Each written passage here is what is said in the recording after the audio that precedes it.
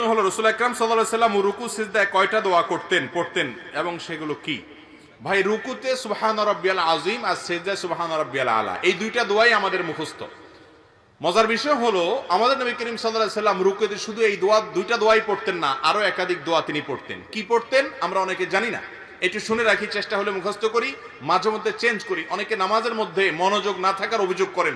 নামাজে মনোযোগ আনার একটা বুদ্ধি হলো রুকু এবং সিজদার তাসবিহগুলা, বৈঠকের যে দোয়াগুলা, দোয়া মাসুরার জায়গাতে, এখানে নবী করিম সাল্লাল্লাহু আলাইহি ওয়াসাল্লাম থেকে যে বিভিন্ন দোয়া আছে, মাঝে মধ্যে ভিন্ন কোনো দোয়া আপনি পড়ার চেষ্টা করেন, দেখবেন আপনার মনোযোগ আসবে। ওই অটোমেটিক সুবহান রাব্বিল আযীম সুবহান রাব্বিল আলা পড়তে পড়তে এমন একটা অবস্থা হয়ে গেছে, ওইটা জেনে বুঝে আপনি পড়েন অথবা না বুঝেও পড়েন, গড়ে পড়া হয়ে যায়, গড় পড়তা। এই জন্য মাঝে মধ্যে অন্যটাও পড়বেন। আর কোনটা পড়বেন? রুকুতে সুবহান রাব্বিল আযীম, সিজদা সুবহান রাব্বিল আলার পাশাপাশি সুবহুন কুদ্দুসুন রব্বুল মালাইকাতি ওয়ার রূহ, সুবহুন কুদ্দুস রব্বুল মালাইকাতি ওয়ার রূহ, পবিত্রতা বর্ণনা করছি আল্লাহ রাব্বুল আলামিনের, যিনি ফেরেশতাদের রব পালনকর্তা এবং জিবরিলের পালনকর্তা।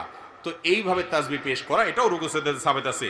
তারপর সুবহানাকাল্লাহুম্মা রব্বানা ওয়া বিহামদিকা আল্লাহুম্মা ইগফিরলি, সুবহানাকাল্লাহুম্মা রব্বানা ওয়া বিহামদিকা আল্লাহুম্মা ইগফিরলি, এই দোয়াটাও রুকু সিজদাতে নবী করিম সাল্লাল্লাহু আলাইহি ওয়াসাল্লাম পড়েছেন। যার অর্থ হলো পবিত্রতা বর্ণনা করছি, তোমার হে আল্লাহ, তুমি আমার রব, তোমার প্রশংসা আমি জ্ঞাপন করছি, তুমি আমাকে ক্ষমা করো। দারুণ একটা দোয়া, রুকুতে সিজদাতে এটা পড়া যেতে পারে 2 বার 3 বার 5 বার, যতটুকু তৌফিক কুল্লা পড়বেন। সুবহানাকাল্লাহুম্মা রব্বানা ওয়া বিহামদিকা আল্লাহুম্মা ইগফিরলি, সুবহান রাব্বিল আযীম আলার সাথে এগুলা মিশ্রণ করেও পড়তে পারেন, শুধু আলাদা করে পড়তে পারেন। আরেকটা আছে সুবহানা দিল জাবারুতি ওয়াল মালাকুতি ওয়াল কিবরিয়াই ওয়াল আযমা, সুবহানা দিল জাবারুতি ওয়াল মালাকুতি ওয়াল কিবরিয়াই ওয়াল আযমা, এগুলা সবগুলাই রুকু এবং সিজদায় সুবহান রাব্বিল আযীম সুবহান রাব্বিল আলার পাশাপাশি পড়াটা সুন্নাত। আমরা শুধু একটা শিখছি ছোটবেলায়, ওইটা নিয়েই কবরে যাই।